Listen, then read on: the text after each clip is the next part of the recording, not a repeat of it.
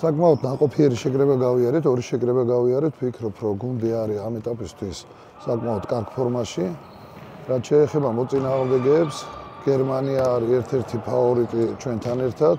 ლიტვა მასპინძელია თავისთავად, ეგეც ძალიან ძლიერი გუნდია და მალტაც კარგი გუნდი არის, მაგრამ ვფიქრობ, რომ ჩვენი სასურველი შედეგით გვინდა რომ დავამთავროთ და ყველაფერს გავაკეთებთ იმისთვის, რომ პირველი ადგილი მოვიპოვოთ ჯგუფში. ესეთი კარგი თაობა ვფიქრობ, რომ ჯერჯერობით არ ყოფილა, იმიტომ რომ გამოცდილებაც აქვთ უკვე რაღაც გარკვეული ერთი სეზონი უკვე ნათამაშები აქვთ ქვედა ლიგაში, სადაც თავის ხელებთან აქვთ თამაშები და იქიდან ამოირჩა ეს ფეხბურთელები ძირითადად. გუნდში კარგი განწყობაა.